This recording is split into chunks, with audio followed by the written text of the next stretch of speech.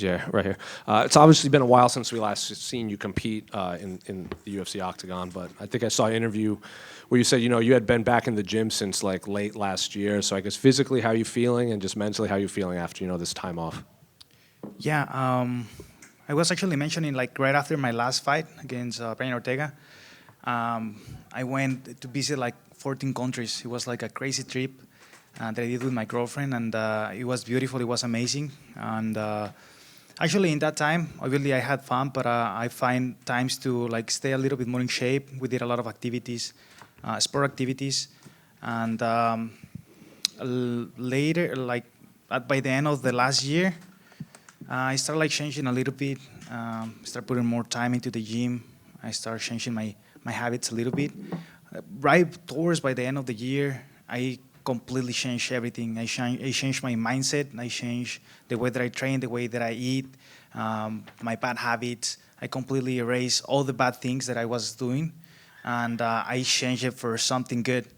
And if you could ask my body will be really thankful for that because I can actually see the progress, the progress on my body, in my head, in my spirit, So actually, I think this is the best time that I have ever felt in my life. Well, in that same interview, I think you said it's been a lot of years since you gave training camp the attention it deserves. So is that what you were referring to? Just kind of just cleaning up all the outside noise and just kind of focusing in on you and your team? I used didn't want to do it.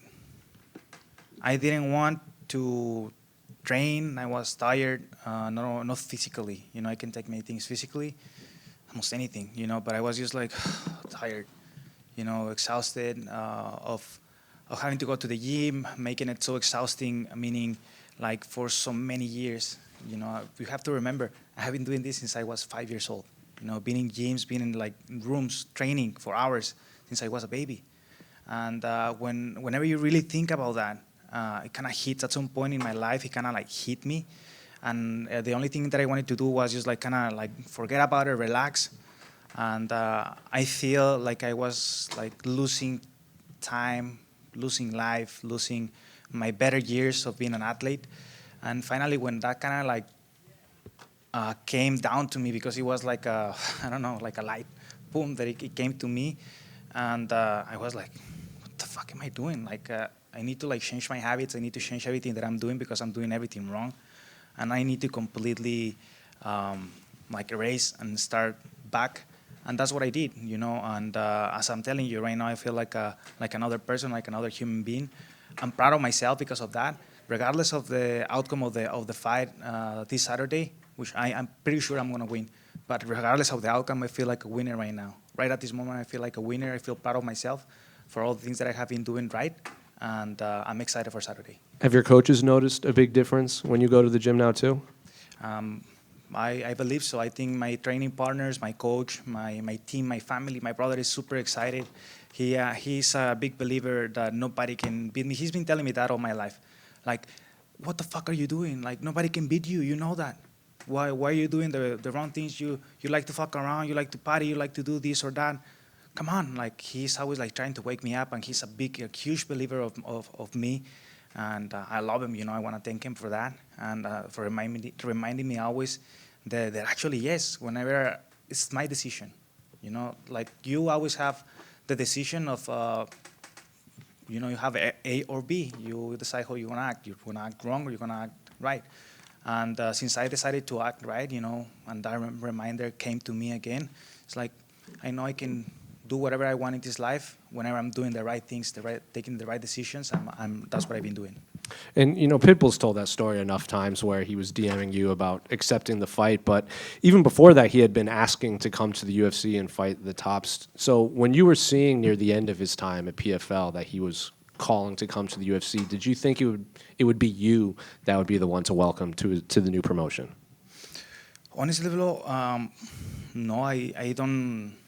I didn't know too much about Pitbull. Of course, I knew who he was, and I knew about his career, opponents he had, great like knockout wins, submission wins that he had against great opponents.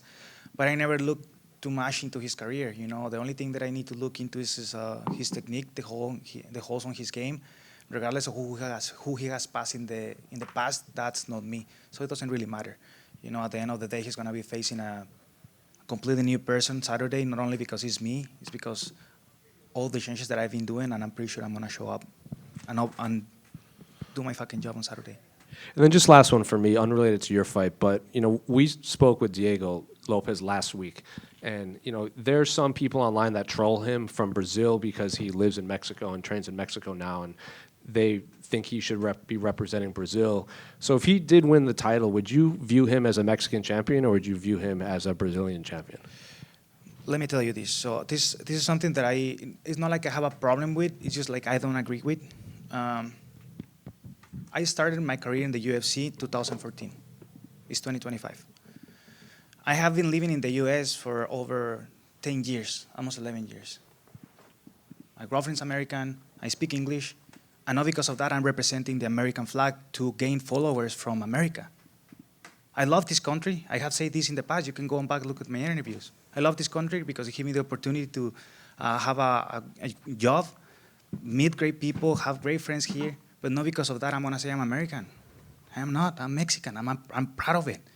You know. So whenever you ask me, yes, I have a problem with that. You know, especially not of Diego. He's just doing his job by doing what he's doing right now. But more also my problem is with like what's up with people. I understand, you know, that he's great, he's exciting, and you know he's doing his job. But I just don't agree with it. I will never be that way, and I don't want to be that way. If he's doing it, good for him. If people wants to see him as Mexican, I don't have a problem with that. You know, I've been killing myself for over the last 10 years for my country. You know, if they decide to go with him at a moment where we have to fight or we have to face each other, that's on them, not on me, because I've been doing all the things that I, you know, representing my country. I have a bleed for my country. I have cried for my country. I have hugged the flag. And I can be more proud of being Mexican. So just last one for me off of that then. If both you and Diego win on Saturday, how big of a fight would it be between you in Guadalajara in September? That's what I'm picturing. That's if you ask me, that's what my visualization goes towards that. Obviously, not overlooking to this fight against Pitbull, but you actually have to be prepared for whatever. You know, you have to like kind of visualize what you want to happen. Create and create it right in your head. So that's what I've been doing. I was actually texting Brandon Moreno right after his fight. I told him, "Hey man, congratulations! You looked awesome. I'm so proud of you. You have evolved a lot." He was like, "I know, man. Thank you so much. You know, and I can't wait to make this happen in Guadalajara." And I told him, "Let's make it two. Let's make it two championships in Guadalajara. It will be an historical event. So that's what I'm looking for." Yeah, right here.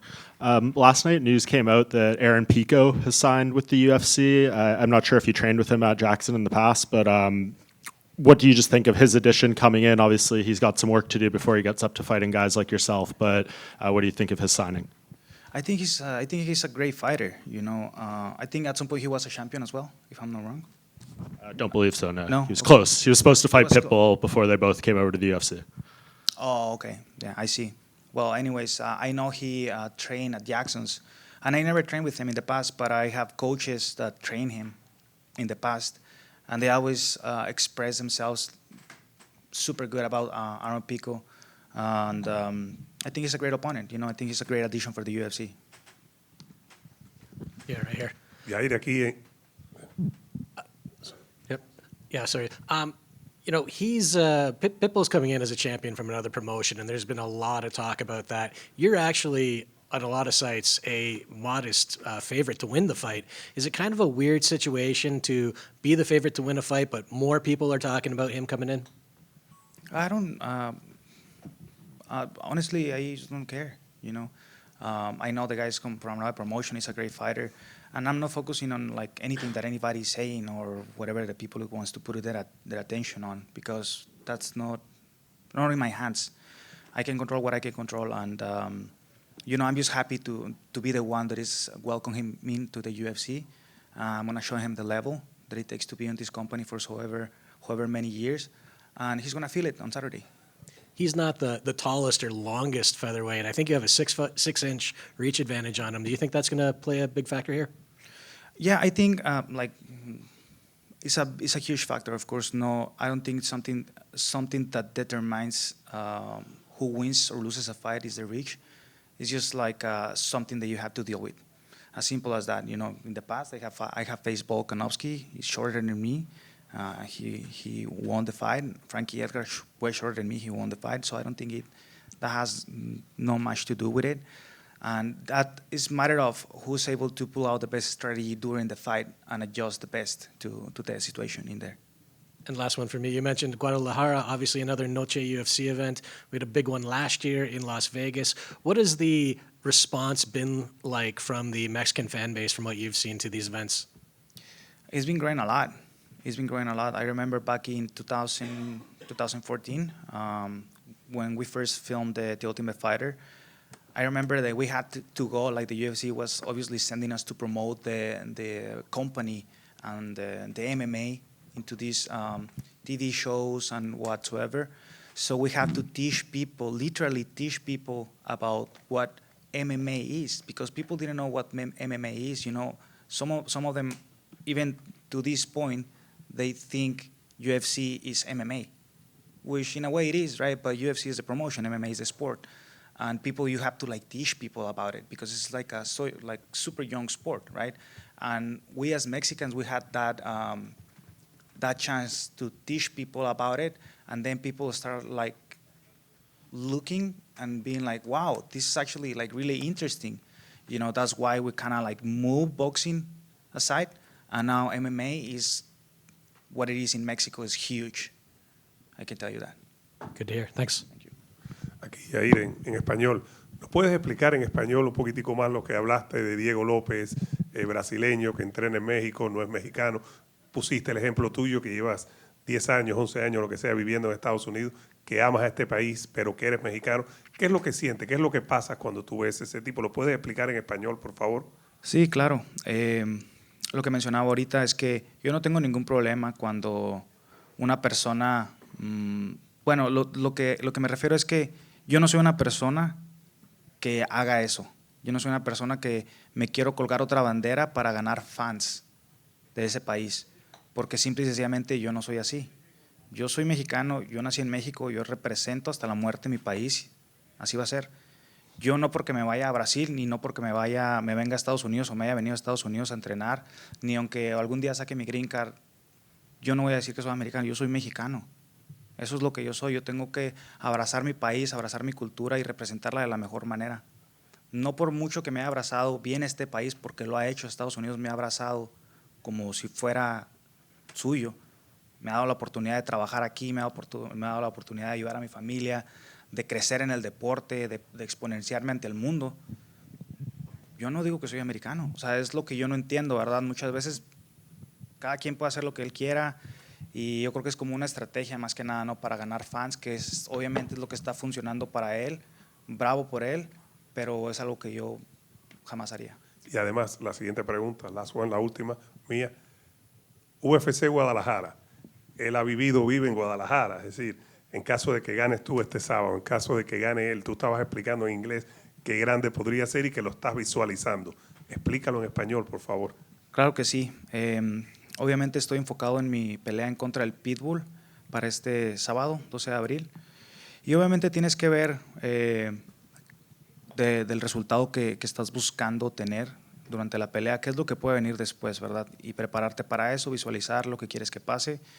Y lo que yo estaba visualizando, que sería algo precioso, que podría pasarle no solamente a mí, a Brandon, sería a todo México, que cambiaría la historia por siempre, es de tener dos contendientes mexicanos peleando por títulos en Guadalajara, que sería también el primer evento del UFC.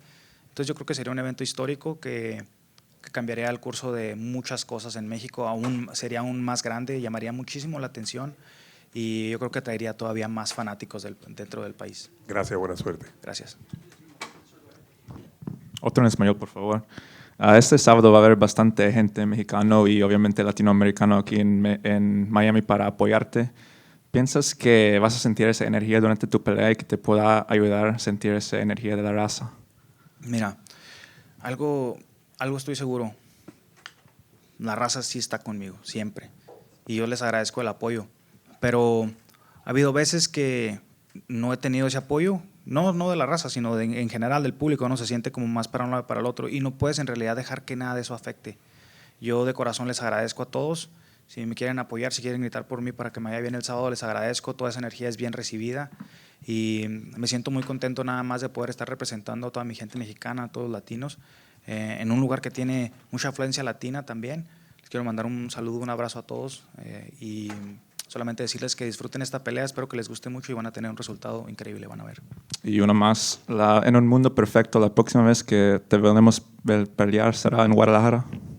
Y en el mundo perfecto sería en Guadalajara mi próxima pelea, así es. Buena suerte. Muchas gracias. Yair, dos preguntitas bien rápido por acá. Te hemos visto entrenar mucho en lucha, en redes sociales y eso. En esta etapa de tu carrera mencionas que has hecho muchos cambios. ¿Eso es uno de ellos? ¿Veremos un Yair más versátil este sábado? Así es, que he hecho bastantes cambios.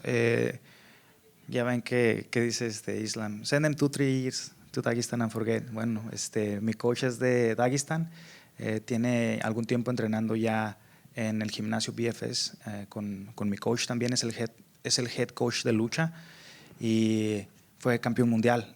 Es amigo de Islam, de Khabib y de todos ellos. Entonces me siento contento, me siento confiado en su estilo de lucha, en lo que él me ha enseñado, en todo lo que me ha empujado, porque es uno de los que me ha empujado a mejorar dentro de todos los coaches también. Increíble, me siento muy contento, es una de las cosas que he estado haciendo diferentes. También he estado evolucionando en mi jiu-jitsu con mi coach Alberto, un cinturón negro de jiu-jitsu, y obviamente el striking, afinando siempre los detalles con mi coach Mike. Y bueno, con todo el equipo que tengo, lleno de campeones, todos con mentalidad ganadora, y me siento súper contento de finalmente poder mostrar estos resultados ante mí, porque esto también es para mí. Es algo que muchas veces obviamente se expresa ante el público, que quieres que la gente vea, pero no solamente es para eso, es algo para demostrarte a ti mismo de lo que eres capaz y de lo que tú crees que eres capaz, que lo puedes conseguir. Entonces, me siento capaz, soy capaz y lo voy a conseguir. Sí. ¿Significa que te vas a dejar la barbita y quitar el bigote estilo Dagestan? Sí, ya estoy trabajando, llevo la mitad, pero vamos. Vale, oye, y rápidamente, ¿cómo ves la pelea de Pitbull? No sé si tengas alguna predicción, pero me imagino que ya lo has estudiado. ¿Qué esperas del combate? ¿Cómo ves que se desarrolle? Mira, simple y sencillamente por el tema de la altura que estábamos hablando ahorita, por el reach, él es una persona que es más bajita que yo, entonces obviamente va a tratar de cerrar distancia, ponérseme en la cara y tratar de conectar de golpes de cerca. De distancia, obviamente no tiene ninguna posibilidad, entonces no hay de otra. Él va a querer mantener una distancia cerrada y yo voy a tratar de mantener una distancia abierta. Si se llega al clinch, a la lucha, obviamente pues hacerlo lo propio, lo que he estado viendo, lo que he estado entrenando, en lo que tengo ahora mucha más confianza y estoy seguro que el resultado va a ser positivo para mí. ¿Y cómo es el evento estelar entre Diego y Volkanovski? ¿Quién crees que va a quedar como campeón de la división? No tengo comentarios al respecto. Vale. Gracias. Gracias.